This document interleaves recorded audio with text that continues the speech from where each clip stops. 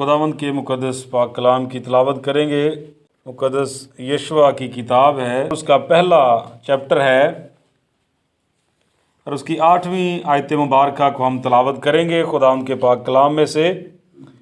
मुक़द्दस पाक कलाम में इस तरह लिखा गया है, शरीयत की ये किताब तेरे मुँह से ना हटे, बल्कि तुझे दिन और रात इसी का ध्यान हो, ताकि जो कुछ इसमें लिखा है उस सब पर तू एहतियात करके अमल कर सके, क्योंकि तब ही तुझे इकबाल मंदी की राह नसीब होगी और तू खूब कामयाब होगा। मुक़द्दस पाक कलाम का पढ़ा सुना जाना हम सब के लिए वसीला बरकत साबित हो।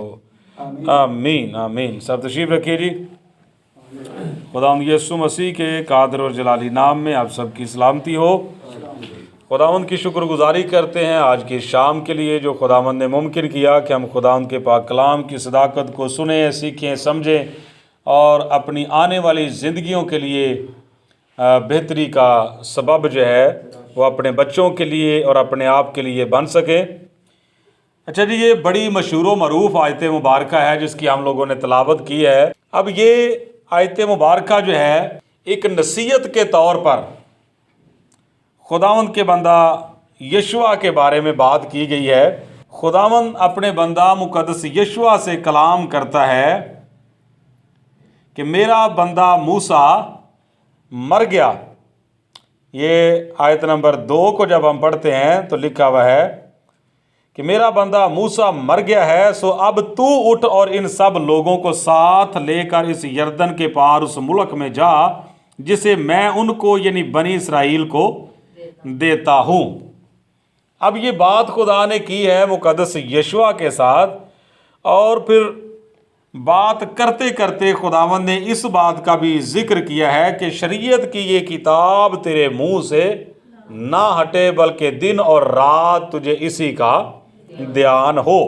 अब क्यों खुदावंद ने ये बात कही कि शरीयत की ये किताब तेरे मुंह से ना हटे बल्कि दिन और रात तुझे इसी का ध्यान हो, तो इसका जवाब भी खुदा ने खुद ही दे दिया है। 2 बातें बयान की गई हैं। नंबर 1 तो ये फ़ायदा होगा कि जो कुछ इसमें लिखा है उस सब पर तू एहतियात करके अमल कर सकेगा। जब खुदा के कलाम से तवज्जो हट जाती है तो जिस तरह मुक़द्दस पौलुस रसूल फरमाते हैं कि हमें आईना में धुंधला सा दिखाई देता है, तो ये बड़ी तवज्जो तलब बात है जो मैं करने वाला हूँ। जिस तरह मुक़द्दस पौलुस रसूल बयान फरमाते हैं कि आईना में धुंधला सा दिखाई देता है, तो जब तवज्जो खुदा के पाक कलाम से हट जाती है, तो जब हम कभी बैठे सोचते हैं या किसी जगह पर बैठे बैठे कहीं गुफ्तगू हो जाती है और हम उस बात का जवाब देने के लिए अपनी तवज्जो को कहाँ पे लेके जाते हैं? खुदा के कलाम की तरफ, इस शरीयत की किताब की तरफ। चूँकि हमारी तवज्जो उससे हट चुकी होती है, तो जब हम लोग अपनी तवज्जो या अपना ध्यान जो है वो खुदा के कलाम की तरफ लेके जाते हैं तो हमें साफ साफ दिखाई नहीं देता। क्यों? क्योंकि तवज्जो हट चुकी है, और वो जो बातें या खुदा का कलाम जो हमें याद था, तवज्जो हट जाने की वजह से वो हमारी मेमोरी से आहिस्ता आहिस्ता आहिस्ता आहिस्ता करके वो खारिज होता रहता है, हम भूल जाते हैं। तो जब भूल जाते हैं और फिर जब कोई बात हमसे करता है या हमसे कोई सवाल करता है और हम उसका जवाब देने की कोशिश करते हैं, तो होता बाज़ों का पता क्या है? समसून की तरह उसे भी ये गुमान था कि मेरा जोर और मेरी पावर अभी बाकी है, वैसे की वैसी है, लेकिन उसे ये नहीं पता था कि बाल तो मेरे कट चुके हुए हैं और खुदा का रूह जो है वो मुझसे जुदा हो चुका हुआ है और अब कुव्वत मेरे अंदर वो पहले वाली नहीं रही।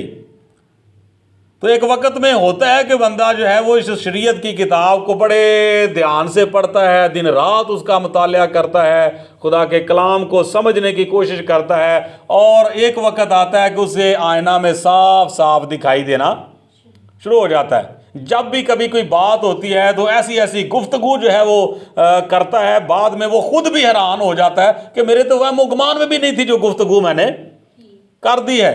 یا جس طرح سے میں نے فلاں بندے نے جب سوال کیا اور جس طرح سے میں نے اس کا جواب دیا اور جس طرح سے میں نے فلاں بندے کو قائل کیا، ایسا تو پہلے نہیں تھا، اور وہ بندہ خود اپنے آپ پر حیران ہوتا ہے۔ لیکن جب توجہ ہٹ جاتی ہے اور پھر وہ اپنی پہلی قوت کو ہی یاد کرتے ہوئے بات کا جواب دینے کی کوشش کرتا ہے یا گفتگو کرنے کی کوشش کرتا ہے، تو وہ طاقت پہلے والی پھر نہیں ہوتی، اسے آئینہ میں پھر صاف صاف دکھائی نہیں دیتا بلکہ دھندلا پن آ جاتا ہے۔ آیات جو ہیں وہ اسے صحیح طریقے سے یاد نہیں رہتی، کسی بات کا جواب دینے کی کوشش کرتا ہے اور کوئی حوالہ دینے کی کوشش کرتا ہے تو وہ حوالہ بعض اوقات اسے یاد نہیں آتا، بعض اوقات جو ہے وہ آیت پڑھتا ہے لیکن آیت جو ہے وہ اسے صحیح یاد نہیں ہوتی، صحیح طرح سے وہ اس آیت کو تلاوت نہیں کر پاتا، بیان نہیں کر پاتا۔ تو یہ ساری باتیں میں اس لیے بیان کر رہا ہوں کہ دیکھیں جب توجہ ہٹ جاتی ہے، آئینہ میں دھندلا سا دکھائی دینا شروع کر دیتا ہے، حوالہ یاد نہیں آتا اور آیات جو ہیں وہ صحیح طرح سے بندہ بول نہیں پاتا یا ان کو تلاوت نہیں کر پاتا، تو آپ مجھے بتائیں کہ احتیاط سے عمل وہ کر لے گا؟ جب توجہ ہٹ جاتی ہے تو تبھی بے احتیاطی شروع ہو جاتی ہے۔ تب کیا شروع ہوتا ہے؟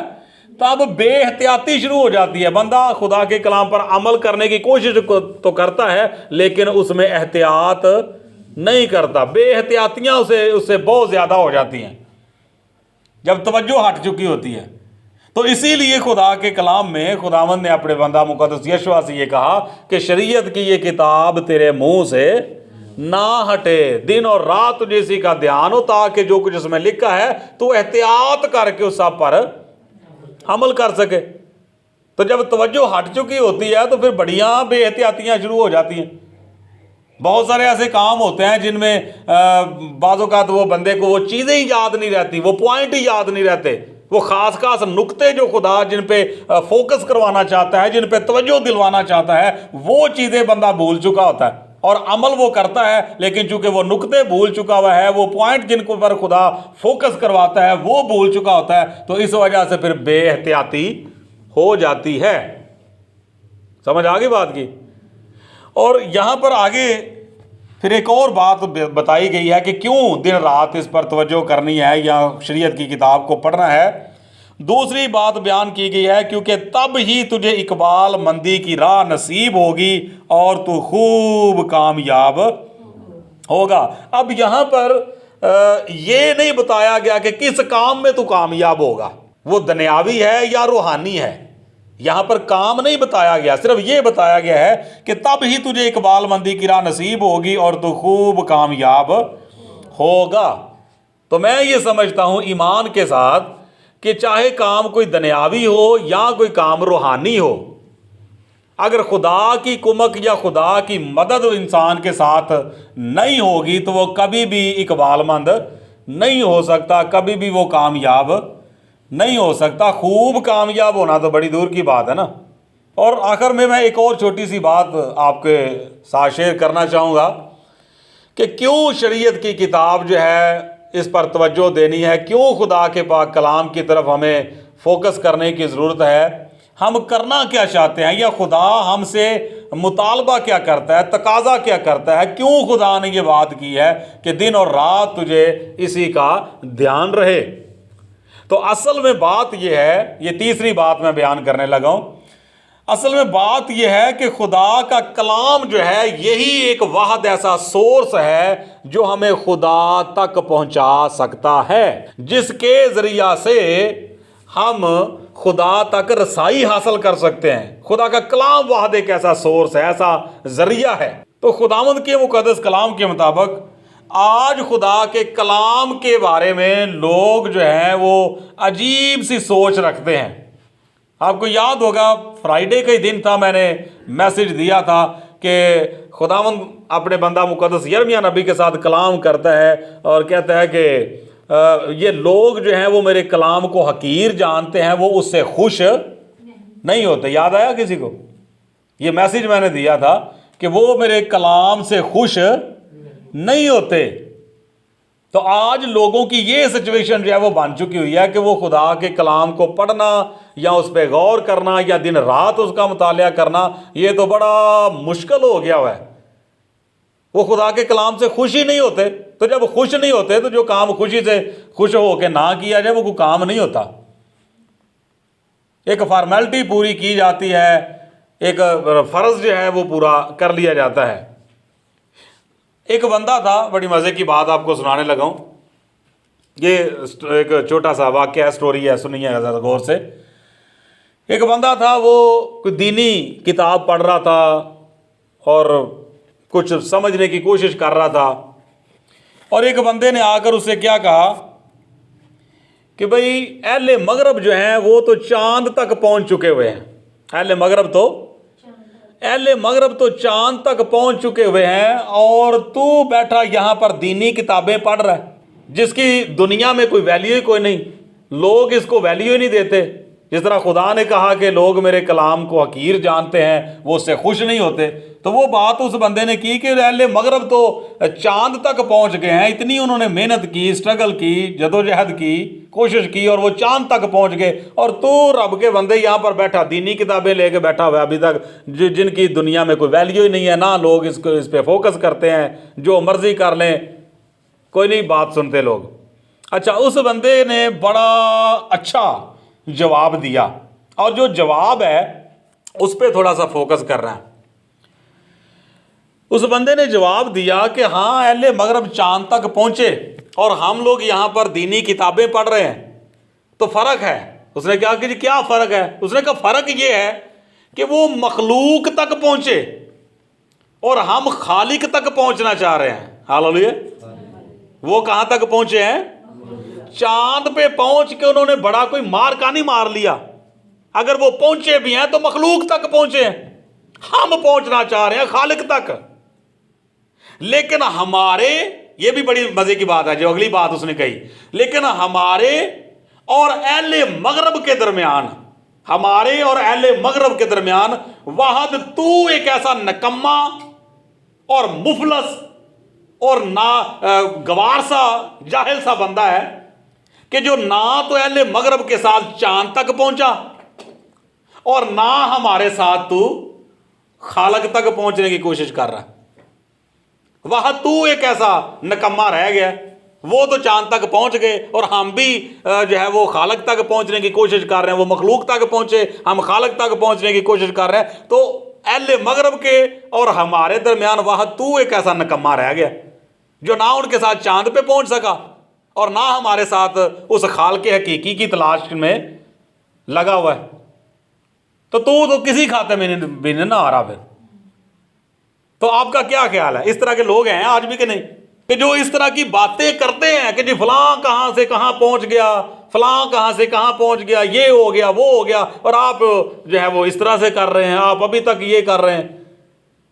تو بندے کو اگر پرسنلی اس بندے کو دیکھا جائے تو وہ میں سمجھتا ہوں کہ اس بندے کا جواب اس کے لیے بہتر ہے.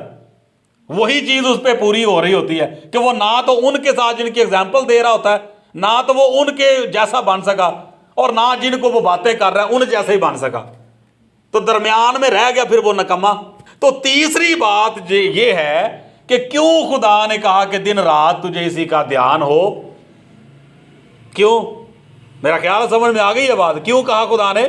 تاکہ اس کے ذریعہ سے ہم کس تک پہنچ سکیں؟ خالق تک پہنچ سکیں. اہل مغرب تو مخلوق تک پہنچے, تو ہم اس کے ذریعہ سے خالق تک پہنچ سکیں. تو یہ بڑی مشہور و معروف آیت ہے. کئی مرتبہ ہم اس کو دعا میں بھی کوڈ کرتے ہیں, پھر اس کے بعد گیت بھی گاتے ہیں, اور گیتوں میں بھی اس آیت کو شریعت کی کتاب تیرے سامنے رہے. تو یہاں پر خداوند کے کلام کے مطابق آج ہم لوگوں نے 3 باتیں سمجھی ہیں کہ کیوں خدا نے کہا کہ دن رات تجھے اسی کا دھیان ہو, دن رات انہیں اس کو پڑھنا ہے. تو پہلی بات ہمیں پتہ چلا تاکہ ہم احتیاط سے اس پر عمل کر سکیں. اگر ہماری توجہ ہٹ جائے گی, فوکس نہیں رہے گا, تو بہت ساری چیزیں جو ہیں وہ ماند پڑ جائیں گی اور آئینہ میں دھندلا سا دکھائی دینا शुरू हो जाएगा। ना हमारी कलाम की गुफ्तगू वैसी रहेगी, ना हमारी दुआ वैसी रहेगी, और ना हम किसी के साथ उस तरह से फिर बात कर सकेंगे, और ना ही हम खुदा के कलाम पे सही तरीके से एहतियात के साथ अमल कर सकेंगे। तो पहली बात ये थी। और दूसरी बात यहाँ पर जो बताई गई है कि तब ही तुझे इकबाल मंदी की राह नसीब होगी और तू खूब कामयाब होगा। तो क्यों दिन रात इस पे तवज्जो देनी है?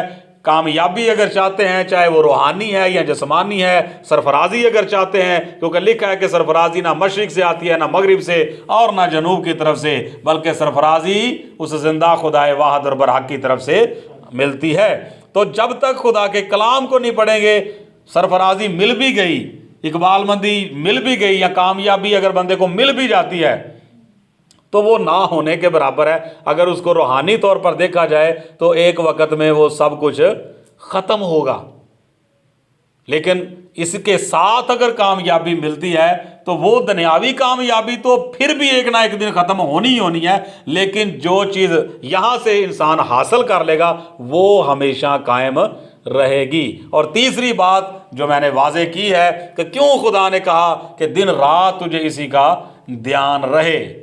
तो हमें कहाँ पे पहुँचना है? मखलूक तक नहीं पहुँचना, बल्कि खालिक तक पहुँचना है। और खालिक तक पहुँचने का वाहिद ज़रिया जो है ये खुदा का ज़िंदगी बख्श कलाम है। हालेलुया। खुदा आप सबको आज के इस पाक कलाम के वसीला से बरकत बख्शे। आमीन।